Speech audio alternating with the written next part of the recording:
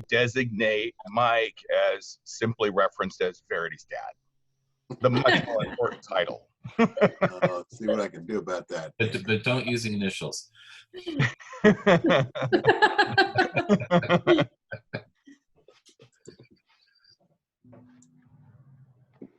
I was channeling you, Chuck, on that one. All right, hey, we're recording. My God, it's so awesome to see Levi back. Yay! Okay. Hey, So. Levi. Welcome home. He keeps fading into the Aurora Borealis there. Yeah, just gotta cross my arms and I'm gone. Yeah. Oh, a genie. Make a like a high, make a hiney ho. All right. Convenient way to sneak in another meeting. And I see our Ryan Hall's here, our speaker this morning. Welcome, Ryan. Thank you. Thanks for having me. Welcome. All right, let's get started here. Let me share my screen real quick.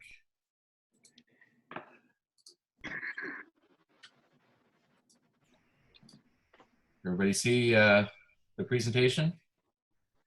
Yep. All right. Yeah, I'm gonna ring the bell. Here we go.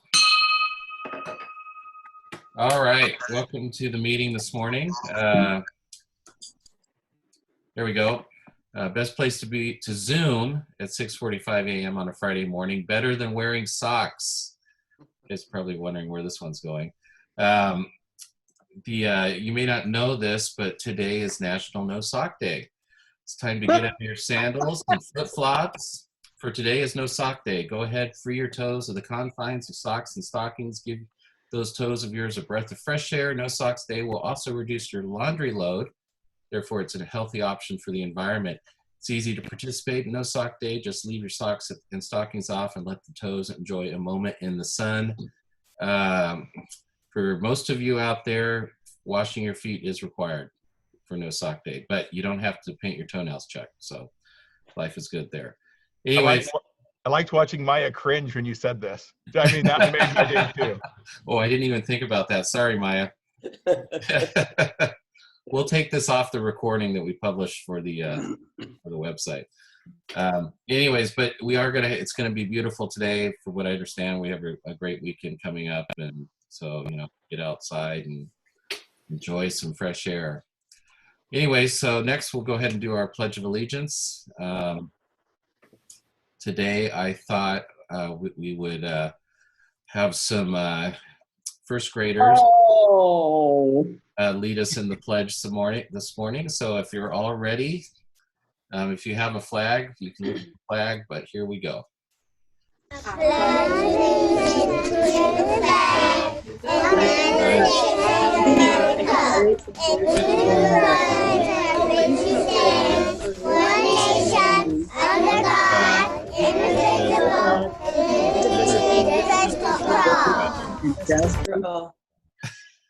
Bravo. That one was too Well cute. done. Had to use that one. All right, so let's go ahead and get to the meeting. Again, welcome to the meeting this morning. Doug, I believe you're doing our inspiration this morning. Oh, I shall inspire. So this is a quote. We love our quotes. The author of this quote is William Arthur Ward. He is a pretty good, most quoted person, I guess, around as far as he's written in all sorts of newspaper magazines. The most important magazine he has written in is The Rotarian. He was, in life, a Rotarian of the Fort Worth, Texas Rotary Club. The experienced mountain climber is not intimidated by a mountain. He is inspired by it. The persistent winner is not discouraged by a problem. He is challenged by it. Mountains are created to be conquered. Adversities are designed to be defeated. Problems sent to be solved. It's better to master one mountain than 1,000 foothills. And I would reread that with the other pronoun, but I think that's good enough. Awesome. Thank you, Doug. That was awesome. On the guest side, I think we covered this for most everybody, but we have Michael Caruso, otherwise known as Verity's dad, joining us this morning, and Levi is here and our speaker, Ryan Hall. Did I miss anyone else? I'll take that as a no. All right, and anniversaries. Lynette, do we have any anniversaries or birthdays today? No, not that I know of, unless someone knows of any that I've missed. Anyone want to volunteer a birthday? No?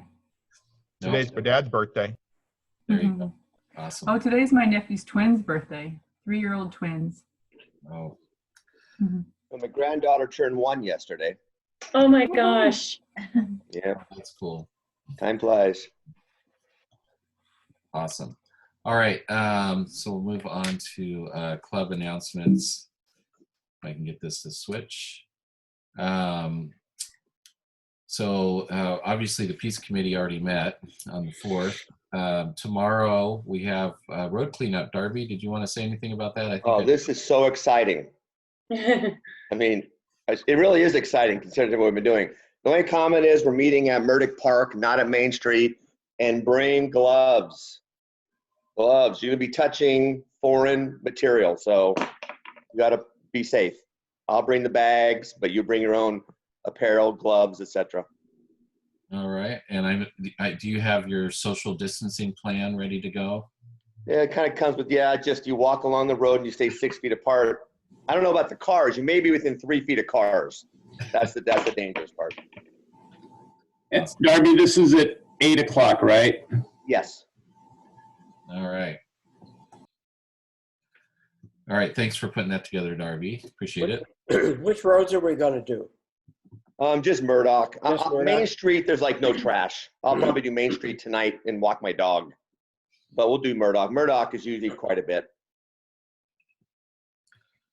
Darby, which one's Murdoch City Park?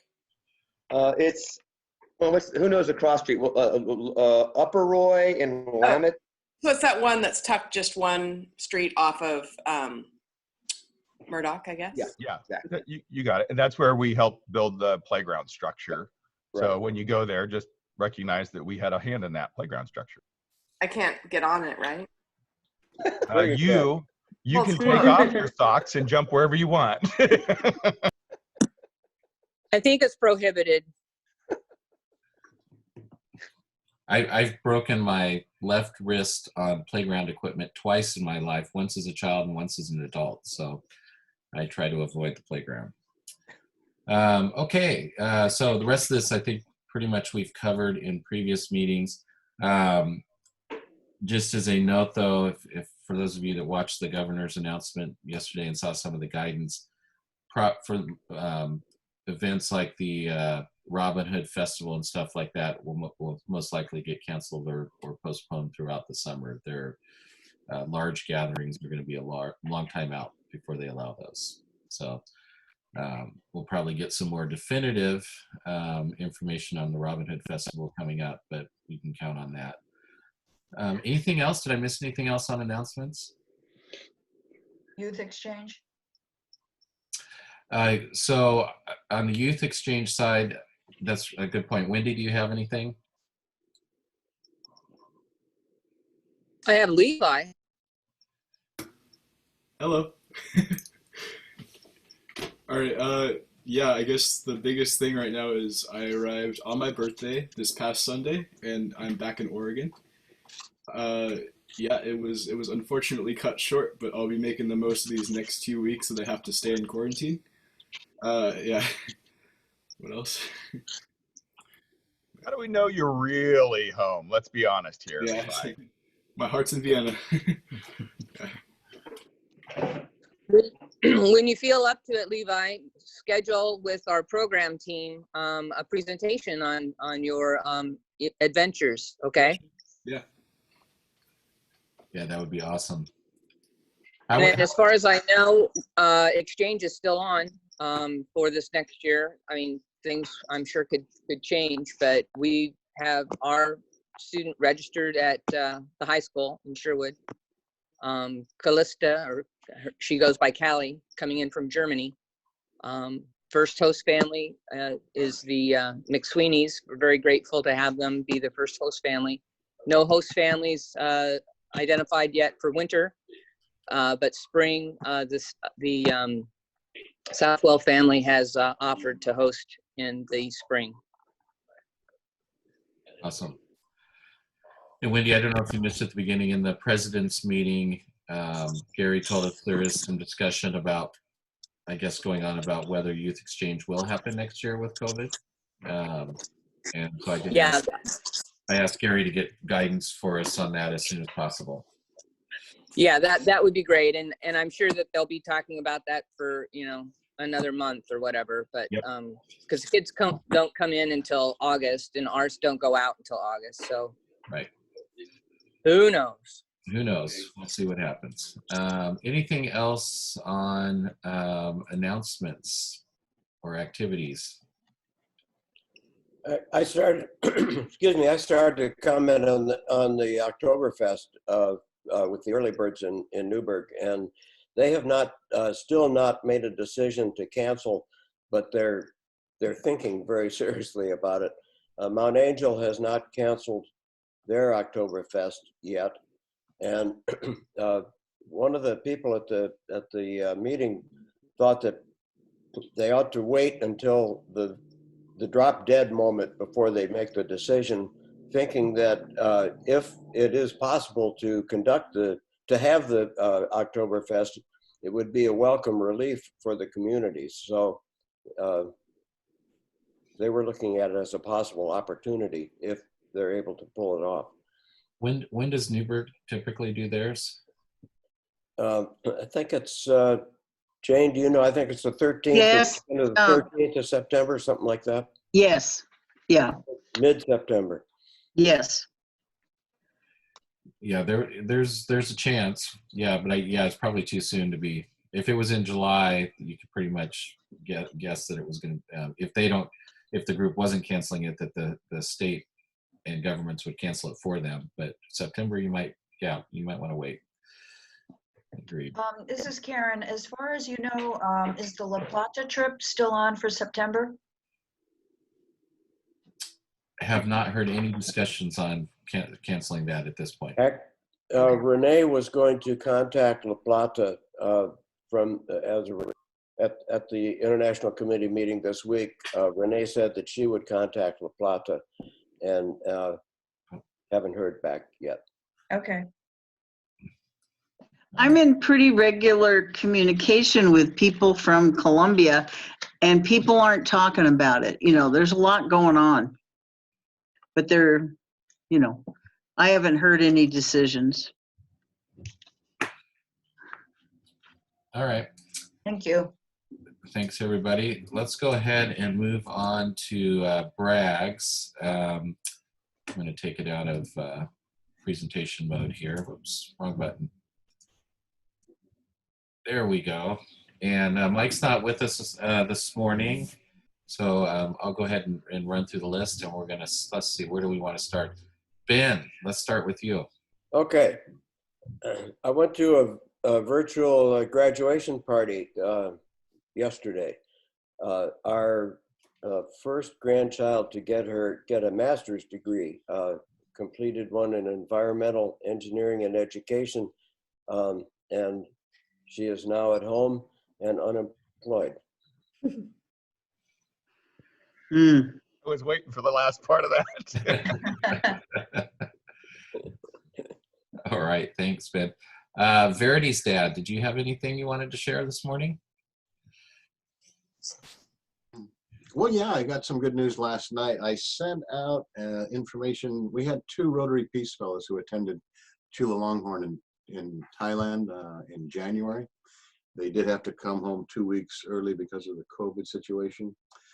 But one of the members of the cohort was from Kenya and is working on a project. They have the world's, at one point, I don't know if it still is, but the world's largest refugee camp, 400,000 people. And a couple of the members are working on a project to get sewing machines and clean water stations, they were asking for kind of an emergency fund of $10,000. I know the Downtown Portland Club is requesting their Foundation give them 5,000. And we got 100 from Beaverton, and Salem is supposed to get back to us. And I put in an application to our Rotary Foundation, but I wasn't too optimistic because our auction, which was supposed to happen in May, was canceled. And our other big income raiser, the Rotodent Foundation, is pretty much up in the air. So I figured we'd probably get, sorry, but we can't do it. But last night that they did agree to give $1,000 to the project. So looks like there's a good chance we'll come up with close to the $10,000 they need. Awesome. Thank you, Verdi's dad. Michael's daughter, did you have anything for us? Nothing terribly exciting going on around here, but I did challenge my nieces. They're easily bribed that if they all do this dance that's for a kid with autism, that I'd give them each $5. So I have gotten a video of one of them doing it, but the deal was they all three have to be doing it. So I eagerly anticipate getting the video of the three of them so I can send them their little $5. Awesome. Awesome. I have a question for Verity. So I think last week you were thinking optimistically that you might be able to go back into work. Is that the truth, or has that made any headway for you? We did not go back to work last week. As of now, we're supposed to have some cases on Monday, so we'll see if I work this week. Cool. Thanks. Possibly. All right. Thanks, Verity. Maya, my apologies for promoting No Socks. Actually, I should be on board with that. I'd welcome the rest. I'm tired of making socks. I got nothing. Thanks, Maya. Mr. Coleman. Well, good morning. You know, the only thing I can think of right now is I'm very appreciative of Business Oregon, which is the state's economic development agency. We'd asked if they had a list of PPE suppliers, and they did send us a list that they said was verified as of last week. That's on our website, but if anybody wants the link, very glad to provide that. So that's the only thing I can think of right now. Awesome. Thank you, Bruce. Maya, are you on that list? No, but by choice. We're out of the mask business. It was not my destiny, and it stresses me out. So yeah. I did get called last night from dentists begging me to get the mask. So I feel bad, but we'll see if I cave or not. Maya, did you have a problem with them exporting from China? No. Our problem now is the shipping. Anyway, long story, but it's just it's tougher to get them shipped out. Getting the product is not the problem. It's just the shipment. There's not a lot of flights out right now, so anyway. We tried to get clean room masks, and the issue was there's all this certification. It had the same kind of problem. It was just very complicated. Yeah. Well, if Maya ever changes her mind, we'd be more than glad to get that word out, but we didn't want to do that. Killing me. I try to help people, but anyway. Yeah. I'll have to talk to my family. I think I'm stressing them all out with how stressed I am about it. So. Well, Maya, I think the problem is you're really good at it. I don't know about that. Maya, it's Friday morning. Start drinking. I know. I'm getting ready to go refill. It's not going to be coffee this time. There you go. All right. Well, thank you, Bruce and Maya. Lynette, do you have anything for us this morning? I don't. Just happy Friday. Happy, beautiful Friday to everyone. Awesome. Thank you. Wendy. How about Happy Mother's Day to all those mothers out there? Coming up on Sunday, I think. Oh yeah. And I think so. You know, don't give up on mothers over this COVID thing, and and I'm excited. My daughter and her fiance and my granddaughter are supposedly headed down here tonight and for the weekend. So we're very excited about that. So awesome. And enjoyed another week with daughter Liz. Always a joy. Awesome. Thank you, Wendy. Vivian. It's Chuck. Yeah. This is the benefit of having Viv on taking all of her remote classes, is that she's hijacked the computer for her own educational purposes, such as they are. I would brag on Levi making it through the 2 different airports and multiple flights and getting himself back home in the midst of the global pandemic situation, which was an interesting experience to go to the airport when you have practically, I counted 10 people in the entire Portland airport that I saw while we were there. So it was a very bizarre greeting to go pick the kid up at that point in time. But all's well so far, and the idea of quarantining is a little bit tricky with a very social 17-year-old. So he's had some friends come over and they've stayed 20 feet apart with their masks on while they shout across the back patio, which is entertaining to no end. Awesome. Thanks, Chuck. Levi, did you have anything you want to share? Yeah, sure. Well, I'm back. That's a good one. But I've been kind of waking up really early because I'm still not quite adjusted to the Oregon sleep schedule. So I've been going on these fantastic 5 o'clock runs in the morning. And it's really nice to see nature that early in the morning. But awesome. Yeah. Very cool. Thank you very much. Miss Jane, good morning. Hello. I'm pretty excited because I'm eating peas out of my garden. In fact, I just ate one. I'm really happy. Awesome. Thank you, Jane. Joe, wake up. Oh, I'm wide awake. So it's the little things. So I really want to thank my public works staff. They started yesterday. They've been working for weeks, but they started putting in new measures in our public spaces as we continue to plan reopening of City Hall and other facilities. So, and they've been very creative. It's very hard to find those hand sanitizer stations, basically, that are like stands.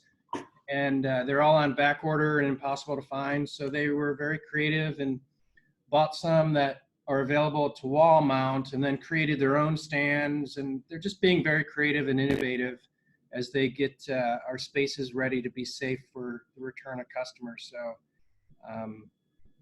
just want to highlight them. So Public Works Week is coming up in a couple weeks. So Joe, sorry, I'm a little slow on the uptake here, but when is the city planning to reopen, or do you not have a set date yet? we have an internal target date for some city facilities to open the May 18th. That may shift to the following week. We're not going to open until we're ready to open. So part of that is making sure all these new safety measures are put in. Just like any other business, we're doing things to try to get ready to reopen as soon as we can and to balance safety of employees and citizens and get back to work. So cool. And Joe, that'll be on a, and just as a note, a lot of the functions are still running. They're just you can't go into the office to talk to people about it. Yeah. So, all right.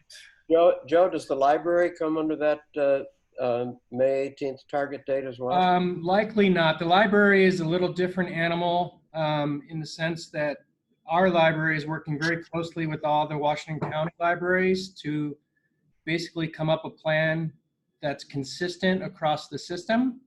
So every library isn't doing things independently of each other.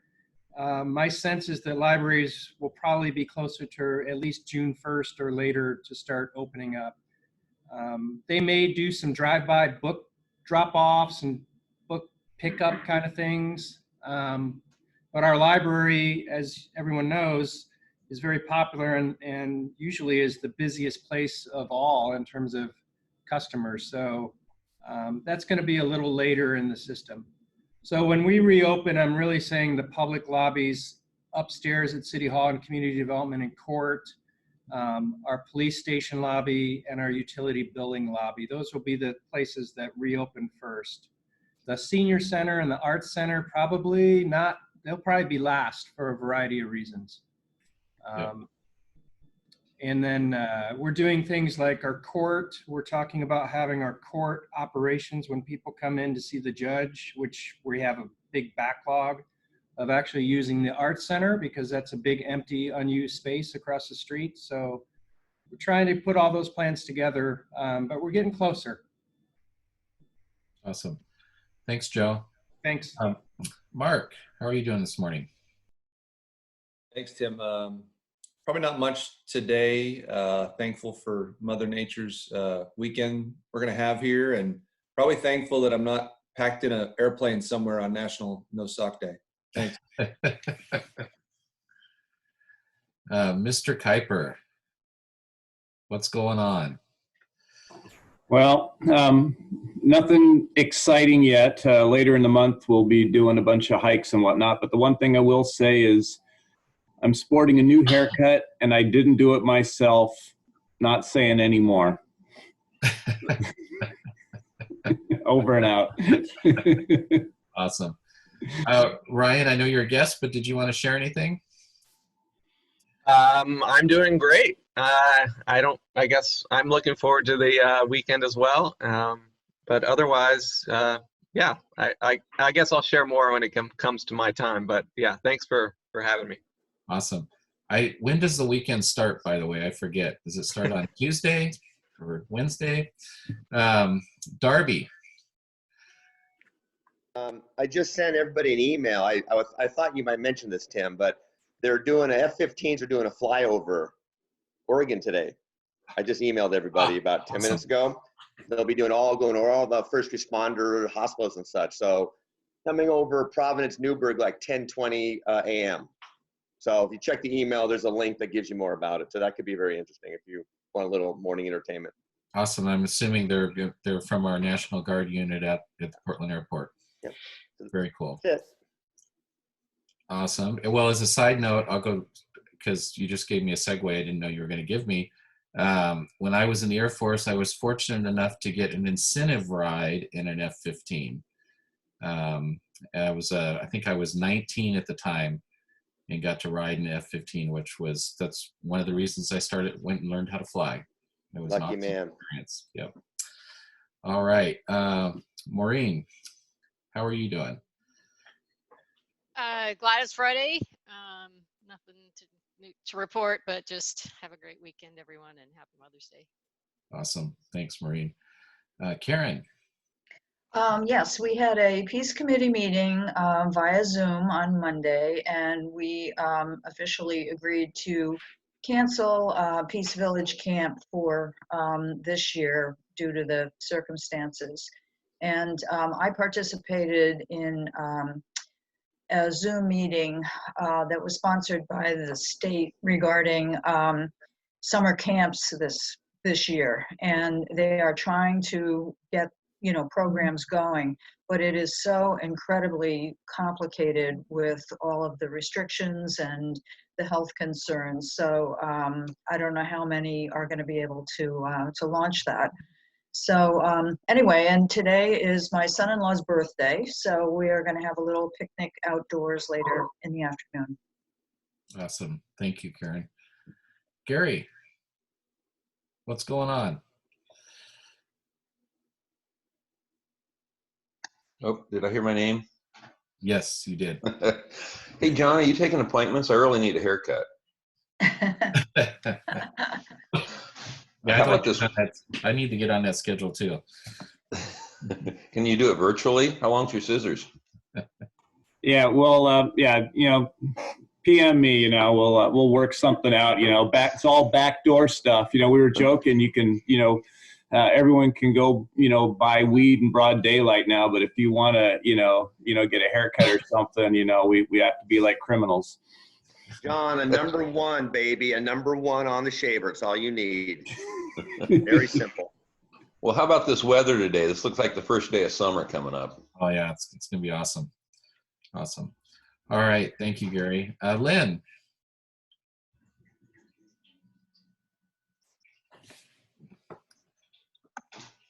There you go. Things are pretty quiet for the most part. I got to see Kim for a couple days this week, which was fun at work.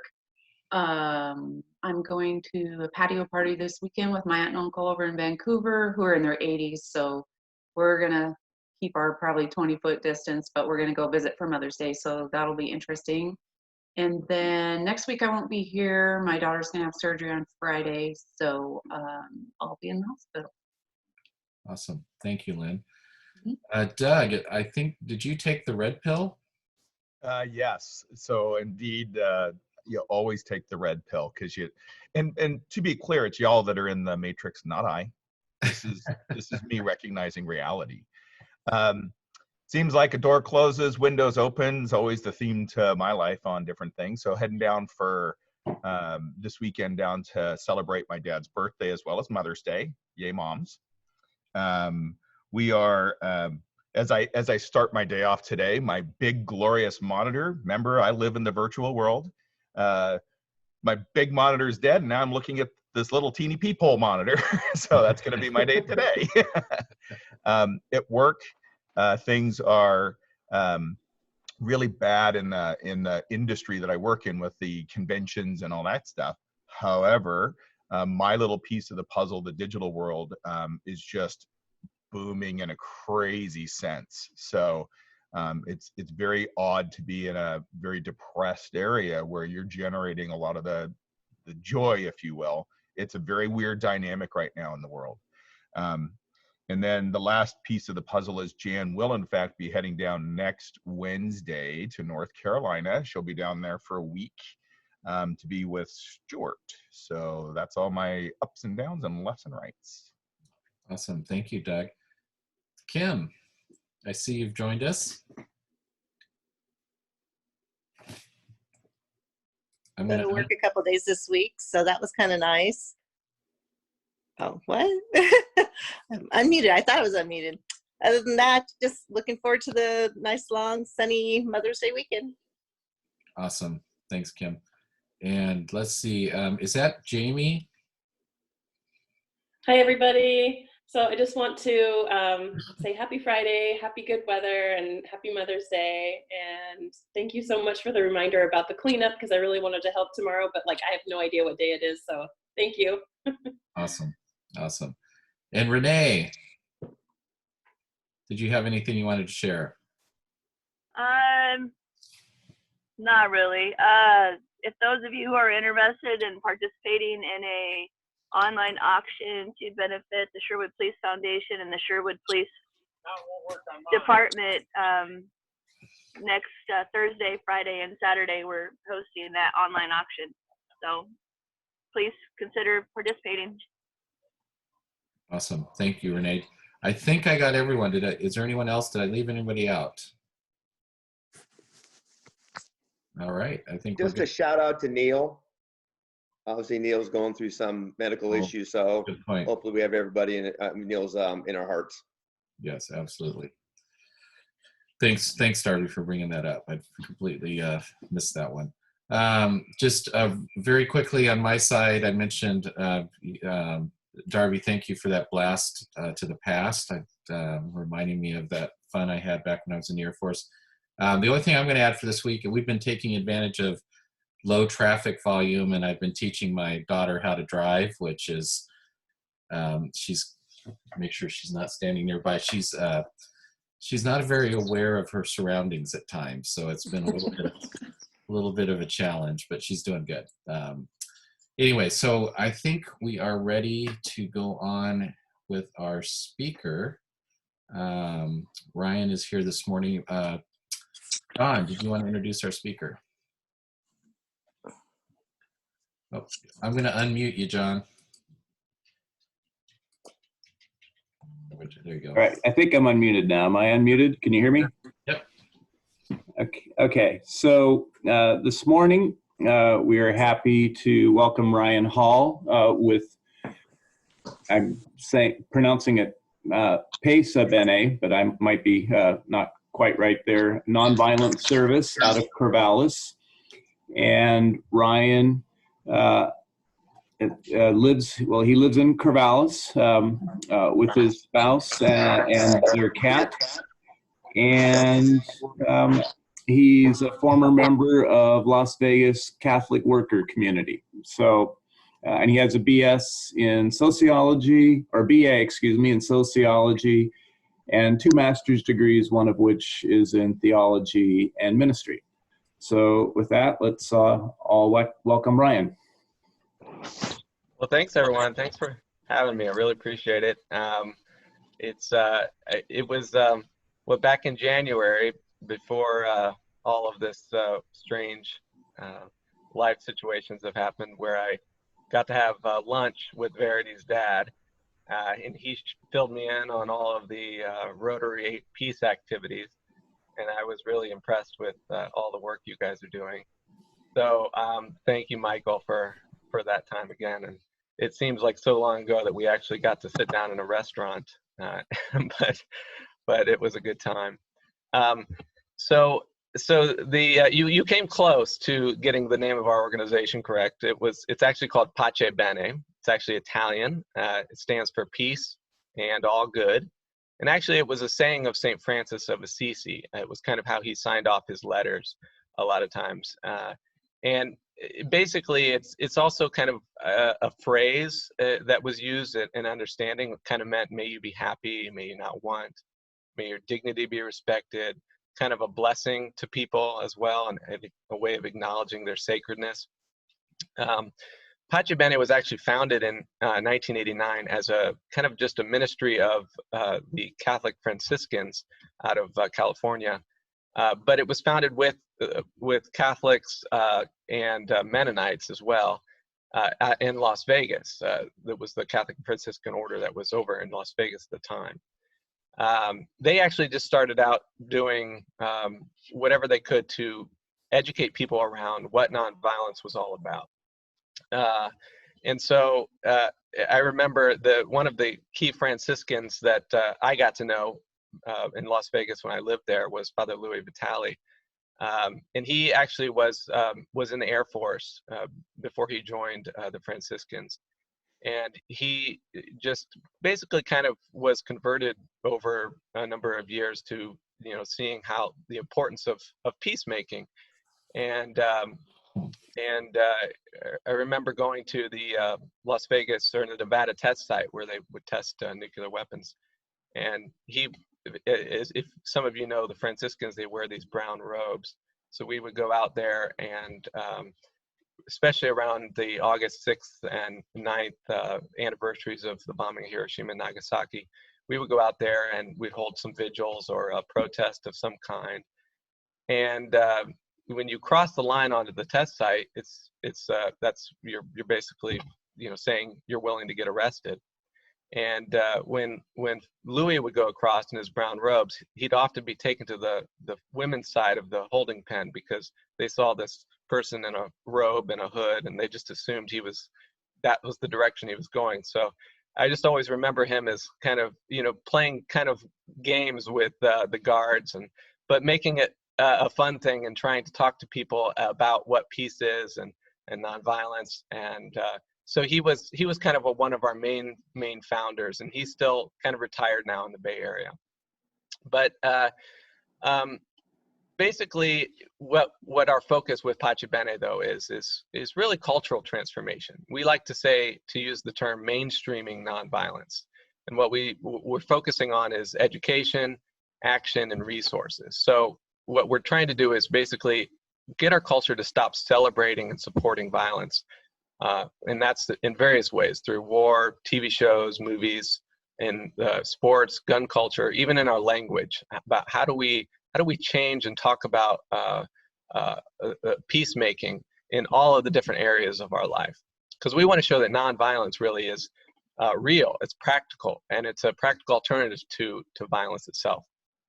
And one of the ways we often talk about it is that we see it not just as what many people think of nonviolence as just a tactic or a skill that you can use, but we look at it as kind of a spirituality, a way of life, a program for social action, and a universal ethic. So it's both public and it's personal. It's something how you kind of choose to live your life, but also you are able to create social change with it. So Pace Bene doesn't really do advocacy on specific issues, but our goal really is to just promote nonviolence as a skill and a lifestyle.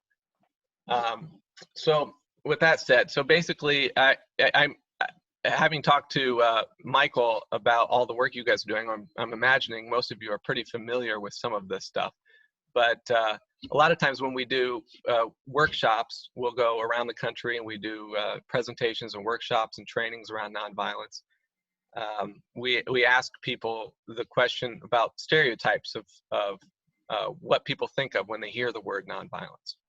And often what we hear is, well, one, it's passive, it's ineffective, it's utopian, it's unpatriotic, it's unrealistic, it's for the unemployed. I can remember many times standing on street corners for various protests and being flipped off and told to get a job. And I'd stand there in a suit and try to be as professional as possible too. And that's just kind of the nature of these type of things. But anyway, the reality is, though, when you think of the people who are real practitioners of nonviolence, when you think of those most well-known, when you think of Gandhi and King, Jesus, Cesar Chavez, the list doesn't match up. The list of the negative stereotypes of nonviolence and the people who actually practice it. And so that's what we're trying to show as well, that nonviolence is active, it's creative, it's powerful, and it's effective. We believe that active nonviolence takes the reality of evil and violence very seriously, but it takes the reality of good even more seriously. Since we're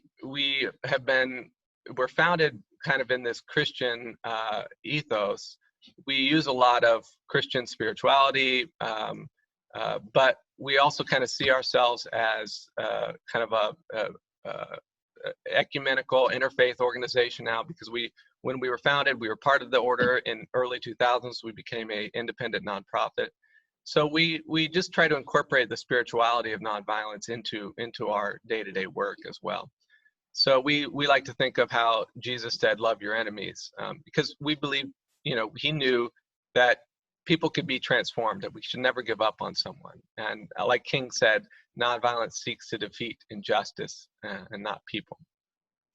So why do we do nonviolence? So we believe that we're living basically in a time of constant war in various places around the world, threats to human rights, growing economic inequality, environmental destruction, racism, now the anxiety of this pandemic. We have to choose nonviolence right now. We're just seeing in the news those folks carrying guns in the Michigan State House. And it just makes you wonder, how is that going to help the situation? How does violence or the threat of violence change anything about the virus situation? And so what we're trying to do is say, no, let's look at alternatives. How can we change the way we're viewing the world? I don't know if some of you may be familiar with Dr. Erica Chenoweth's work. I know Michael was on the call recently, but she had a Zoom call, I think last week. She's a professor at Harvard University, and she's done some basically quantitative research on nonviolent strategies, and has basically found that the nonviolent strategies are twice as effective as violent ones, and that if you can get 3.5% of the population on your side, you begin to shift the way the population acts. So in the US, that's 11 million people. It's a lot of people, but it's still an important target when you're trying to create social change. One of the things that she shared with us last week was, I want to see if I can share this document with you, which is pretty interesting because she's been, her and her researchers have been documenting all the various ways people have been doing nonviolent actions during the pandemic. And let's see if I can send this to you on the chat window. It's a Google Doc, and it's basically just showing the various ways that they're categorizing people doing different actions. These car caravans, protests on bikes, socially distant protests, online sit-ins, alternative schools, webinars, fundraising, legal funds for people, online whistleblowing. There's a long list that they're showing there, and you can take a look at that whenever you like. But I thought it was a really helpful document because it gives you a sense of what people are doing right now, staying at home while trying to be peacemakers and in this situation. So in terms of our work, so like I said, we originally started off just offering a lot of workshops and nonviolence trainings to faith communities and schools. We've led trainings throughout the U.S. We've also done trainings in numerous other countries: Mexico, Australia, Trinidad and Tobago, Uganda, Spain, India. We have speakers all around the country.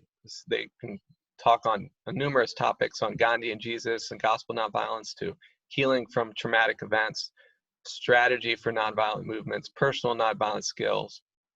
And then in 2001, we published our first book called From Violence to Wholeness. And that's basically kind of a small group study for people to learn how you understand nonviolence as both personal and public. We followed that up in a few years after that with another book called Engage, Exploring Nonviolent Living. That was kind of a more secularized version. We had a lot of people, the From Violence to Wholeness had a lot of Christian themes in it. And so we had a lot of people say, well, this would be great if we could, include it in other communities. And so we published Engage. And we've published 2, 3, 4, 5, about 9 books now, all around nonviolence in different areas. We have another book that's a small group study for women's spirituality and peacemaking called The Traveling with the Turtle. My colleague, Father John Deere, published another book called The Nonviolent Life, which he was focusing on 3 aspects of nonviolence, which he says what he's discovered in his various writings. He's written some 30 books on nonviolence in his life. But he says we really need to focus on nonviolence toward ourselves, toward all others, and being part of a global grassroots movement of nonviolence. I think Rotary is pretty engaged with that already. We just published our most recent study guide called Engaging Nonviolence. It's a 15-part study and action guide with various stories and exercises, and it just offers people who want to do a small group study on nonviolence. And we're doing some online sessions now. We just had started a course last week on Wednesdays with 50 people joining online, studying the book with us. And so we've been really excited about that book. You can see all of this on our website too. It's at pachebene.org. We've got other projects, including my colleague John Deere's Peace Podcast. He puts out once a month. Again, he's a Catholic priest, so it's Christian themed, but he's got a wealth of knowledge around nonviolence, having studied it for 40 some years. We also have my other colleague Ken Buddigan. He teaches at DePaul University in Chicago, and he's involved with something called the Catholic Nonviolence Initiative. It's not a project of ours, but it's something we're personally involved with as an organization. And so what we're trying to do is get the Pope to write an encyclical, which is basically just a church teaching around nonviolence. And so over the last few years, our group, Pace Bene, and other groups around the country and the world have had various meetings at the Vatican. They just recently had a gathering with the Pope last year, and we're hopeful. It's a tricky situation. If anybody's familiar with church politics, it's difficult, but we're hopeful that if we can get the Pope to write something like that, to talk about nonviolence, it would be a game changer for a lot of people. We were instrumental in getting the Pope to do a World Day of Peace message in 2017, which he posts on in January 1st. And so we helped with some of the writing for that. And so we were really excited about that, but we're still kind of hoping that we can get this a teaching on nonviolence from the Pope, which would be pretty amazing. Last but not least, we started a project called Campaign Nonviolence, and we started discussing this idea back in 2013, and what we wanted to do was kind of jumpstart a movement for nonviolence. And so we kind of picked some issues that we felt were some of the most important around war, ending war, poverty, racism, and environmental destruction. We wanted people to connect the dots among those issues and get out into the streets and around the International Day of Peace, which is September 21, which I'm sure you guys are all aware. So we called that specific thing our Campaign Nonviolence Action Week. And in 2014, we had our first Action Week, which was 240 different actions all around the country in all 50 states. People doing a variety of things. That could be a public march of some kind. It could be somebody standing on a street corner. It could be an interfaith prayer gathering, any kind of thing you can imagine. We just wanted people to get out and be public about peacemaking and nonviolence.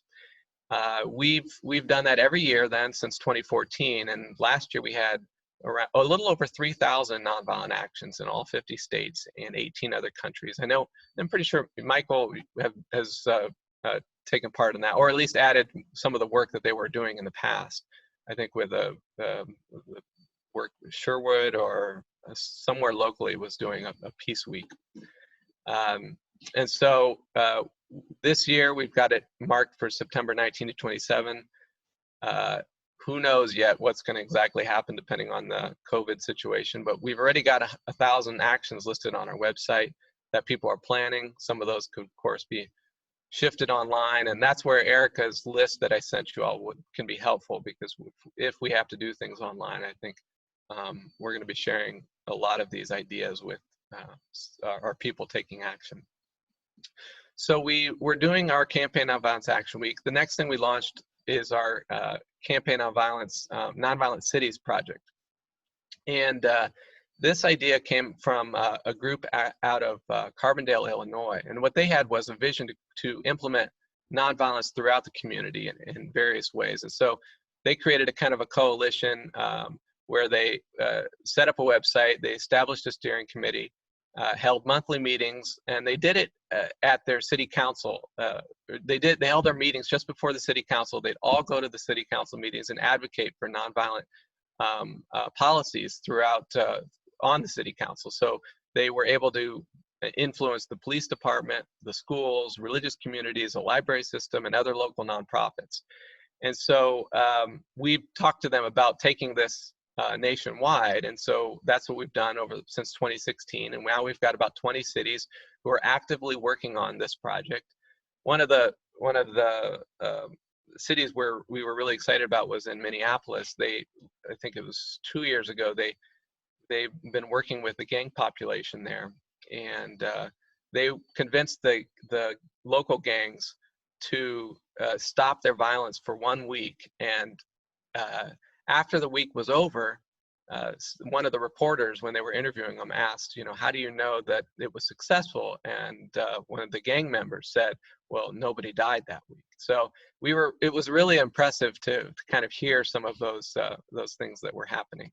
And so we're just trying to work with each of these cities who are exploring the idea, and see if we can get more and more people involved, more communities involved in growing the Nonviolent Cities Project. Let's see. So I guess, one of the other things I should mention is we in our workshops, we do a lot of interactive sessions, a lot of role playing. One of the things we often talk about is what we call the two hands of nonviolence. And so we kind of do a one outstretched hand and one hand like this. And basically it's saying that you have one hand open, saying you have a steadfast regard for this person in front of you as a human being, but you are also holding up your other hand to say you're not going to cooperate with their injustice. And so these are the type of things that we will do in a workshop. One of the other things I thought I'd share is recently my colleague Ken Buttigan in Chicago, he was interviewed with a group called the Raven Foundation. They put a really impressive video together about kind of the current moment we're in with the pandemic, but also saying how the phrase is right now is to flatten the curve, and the way they're phrasing it is to flatten the curve of violence. And so I thought I would just share this video with you that they created with my colleague in it, because I thought it was a really powerful lesson. Let me see here if I can do that. It's I think it's only like a minute and a half long. Ryan, when you share the video, make sure you click on the Optimize for Video button at the bottom of the share screen. Okay, great. Let's see.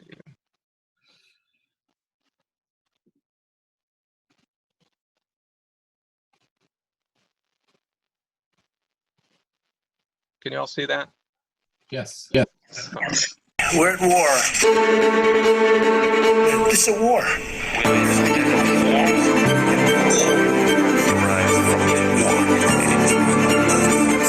We are being drawn inexorably into the era of the war of the invisible enemy. We've been given two scripts for dealing with conflict, either being passive in the face of it or some sort of aggression in response to it.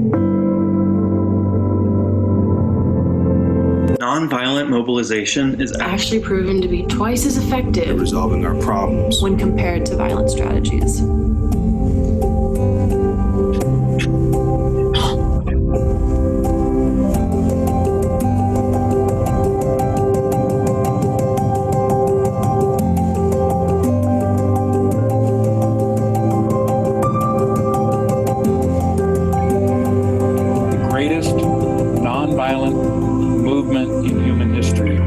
Yet to happen, and it's coming.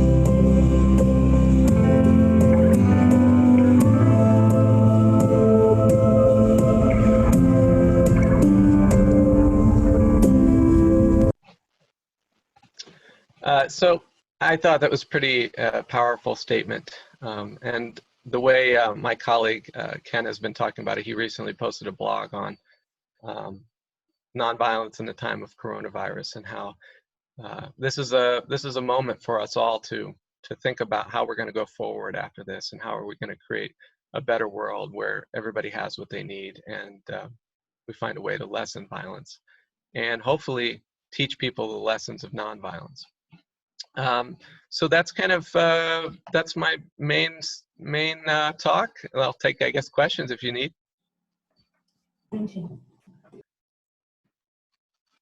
Any questions for Ryan?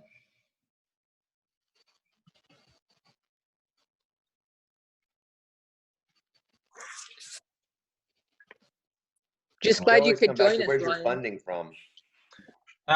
We have a few major funders, personal funders that they're private individuals. Otherwise, most of our funding is from individuals. We do various appeals, online donations. We get funding from our book sales that we've published, and through the trainings that we do.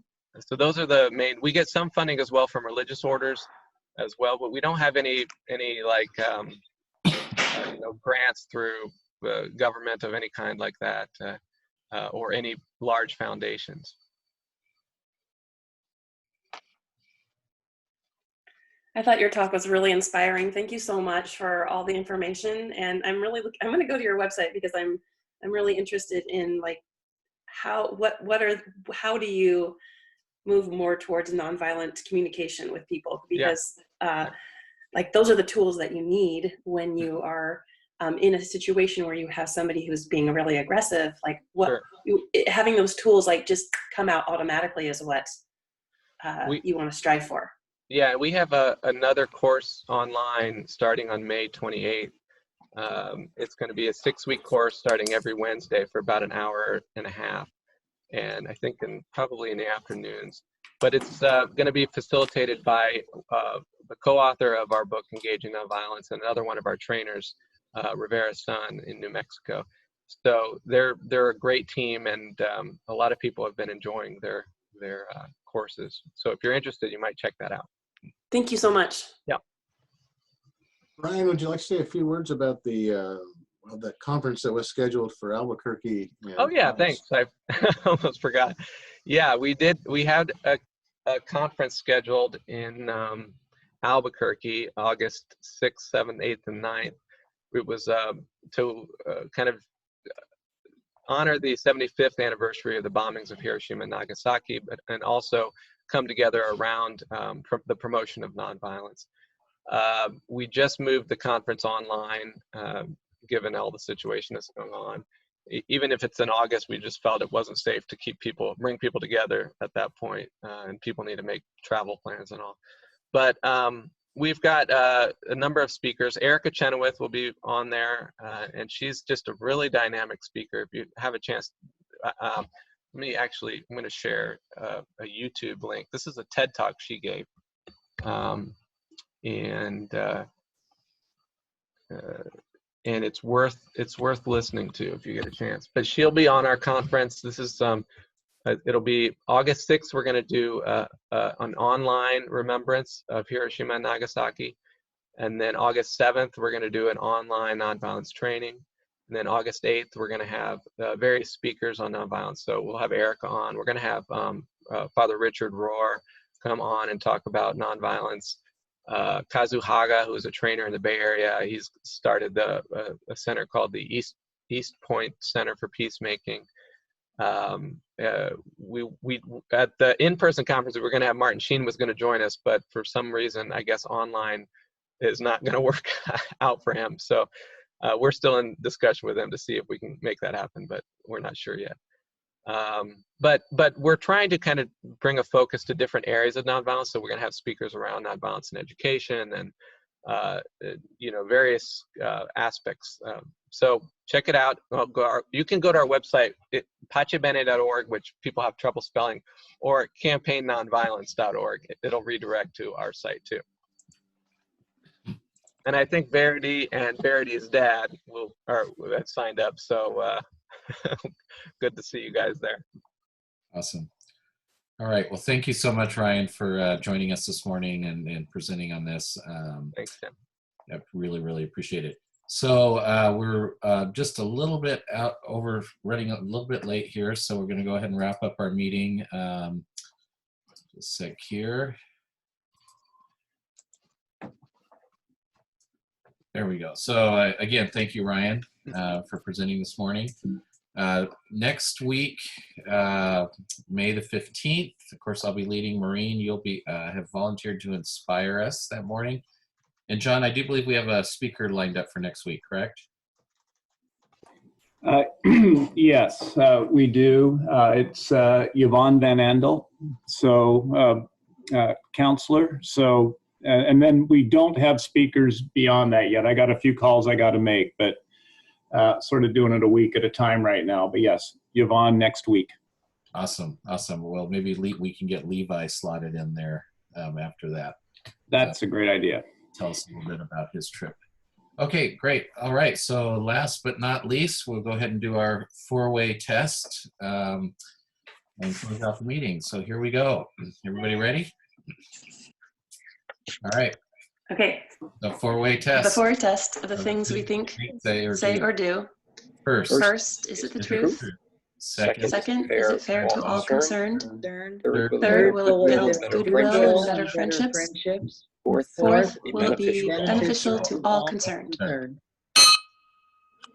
Thank you. Awesome. Thanks, everybody. I'll leave the meeting open if people want to hang out and chat for a little bit. But everybody have a great weekend. All right. Thanks, Tim.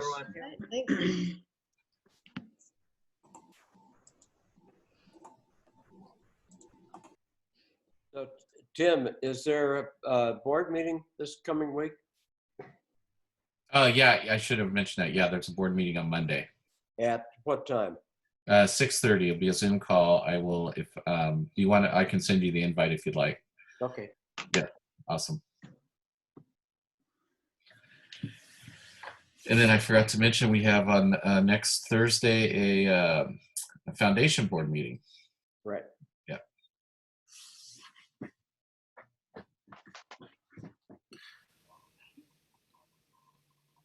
When you send that invite, and could you send it to the incoming board members as well? Yes, I can do that. Or I can do it if you want. When I do it, just double check and make sure I didn't miss anybody. Okay.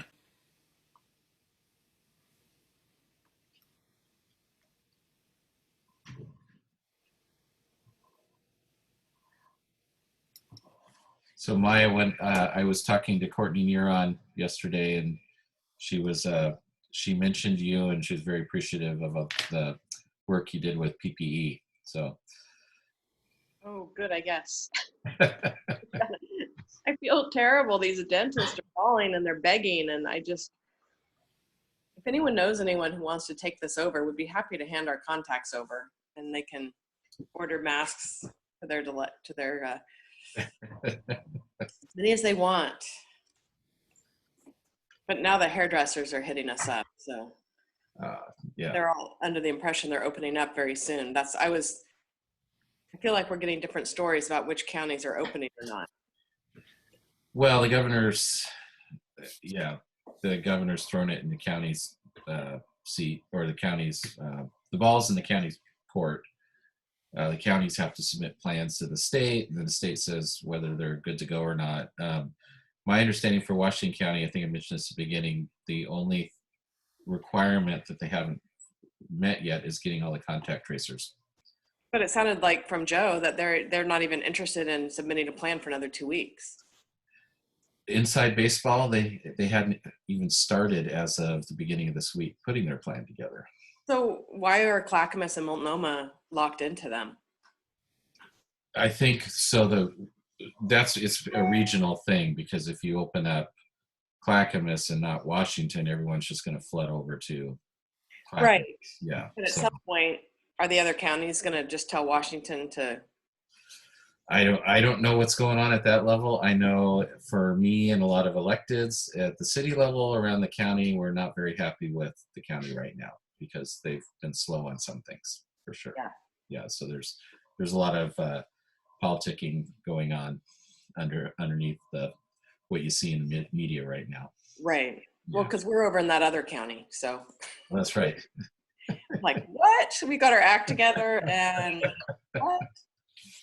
Yeah, it's a little frustrating because we've met all the other requirements. We've had a downward trend in cases, very low. I mean, I don't know if you guys follow the reports, but the hospitalization rates are actually below.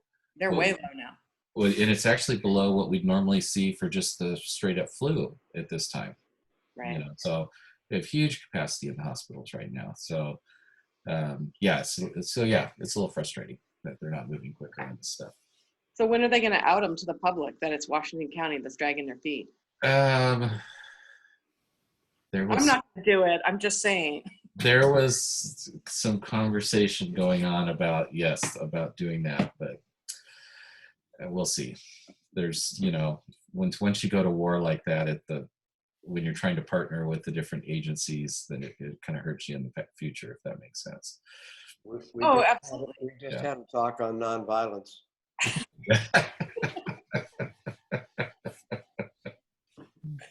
Well, it's funny because I'm getting people that have connections at the state and at the Clackamas County level. And so they're well aware that Clackamas County meets the requirements and is on board, and they think their businesses are opening. And so I'm just curious when that information is going to get disseminated downstream to these people that it's a different county that's holding them up. I think the media is going to catch on to this by themselves. Yeah, and I saw a hint of it last night on Channel 8 because they were talking about, we're digging into where the counties are at on this right now. So I think they'll pick it up on their own. But it's just super frustrating. This whole thing. I mean, I've personally been trying to show a lot of grace because this is such a new thing for everyone across the board to have to deal with, but and not Monday morning quarterback too much, but it's frustrating. There's things we could be doing to speed this up. I assume all of you want things to open up. It's a lot of work to get the place ready. What's that, Ben? I could use a haircut. Yeah, me too. So could Levi. Hey, I've got some dog clippers, Chuck. Do you have like those big clipper shears? Yeah. Well, oh no, the big scissor ones. Mm-hmm. No, but I got sheep. I got them for sheep. He can't be worse than the goats or whatever they are, but he can't be worse than that. Only in smell. I don't know. They're pretty ripe this time of year. But Chuck, you look pretty well groomed this morning. Why, thank you. Yeah. Doesn't look like the hair's too far out of control. I found the filter on this Zoom setting. I've got so many filters on this thing, you can't believe it at this point. The haircut filter. So Chuck, did they give you extra guidance on having a kid? I know there's lots of guidance on having someone come back from exchange, but is there much guidance on coming back from exchange to a pandemic kind of thing?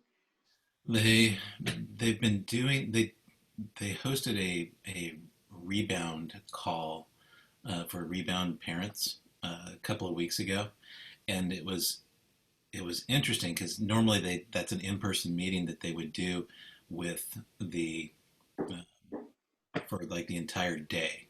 It was collapsed into a 2-hour Zoom meeting, and it actually involved having some of the students that had already returned back, and it had some pretty good content in terms of the emotional ups and downs of when you're returning from an exchange under normal circumstances, right, let alone returning under the circumstances where you can't even share your events really with anybody because you can't go and talk to anybody. And it was a good talk. You know, so far it's been an interesting transition, I think, because he's actually been basically living under quarantine for 2 months in Austria before he came back here. So I don't know. And now he has to do it again. And now has to do it again. Yeah. What does he think about quarantine there versus quarantine here? Like, can you tell a difference? He just shouted from the other room, it's about the same. Oh. I think I would say that there's probably a slightly larger amount of his mom intervening on his behalf and wanting him to get things done here. He can't really escape her when she's, always within about 30 feet of wherever he is. Okay.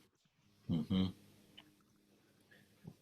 But so far so good. It's been good to have him home, and he's getting a little bit less jet lagged, I can tell, because he's not waking up at 3 o'clock in the morning and going to bed at 4 o'clock in the afternoon. Yeah. Well, you might as well now, right? It's better to space out the space in the house. Exactly. Yeah, we can all be awake in shifts. It works pretty well. Well, we have that here, just not intentionally, but it just happens. There's always someone awake. Mm-hmm. The only thing is that you can't vacuum, ever. Oh, true. Darn. That's the... So what you need is one of those little remote vacuums. They're pretty quiet, and they don't. We've got one that we turn loose every couple of days. They're really great. And now one of the most entertaining things you can probably do is sit there and watch the vacuum roll around the house. They are mesmerizing. Who wrote the program to control that guy's activities? I just like to stand in front of it and make it go around me. I like when they have the little videos of like cats riding on them or whatever.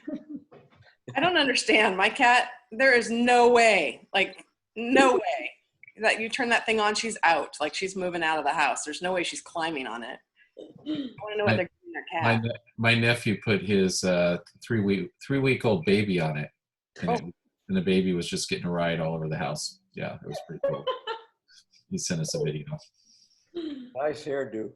Yeah. I found a new filter. Is that called the Levi? This app I have has some weird filters. Like they're all kind of let's just put it this way, they're not non-violent. I'll put it that way. Most of them I can't even use. Like this one is a little scary. Yeah, that's a good combination. The Rotary president back. I like the way the hairdo pulses. That's just me thinking, Ben. I don't know. I don't see any smoke. Oh my gosh. We can add, there we go.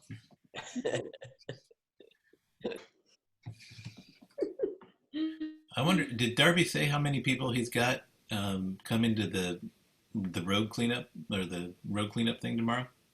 I don't think he did. No. Are you going? Oh yeah, it'll be like 2 hours after Levi wakes up, so we'll probably wander down there. Yeah. I'm more than appropriately excited for this. Just get out from me. Yes. But it's all right. It should be a lot of fun. Yeah, normally 8 o'clock on a Saturday morning, I would not be excited to do anything, but I'll be there tomorrow. All right, I'm going to sign off. I got masked people texting me, so I'm going to go deal All with right. Thanks. Bye, guys. I'm going off as well. All right. See you next week. week. Later. Good weekend, everybody. Yeah, happy Mother's Day. Back later. Bye. Bye.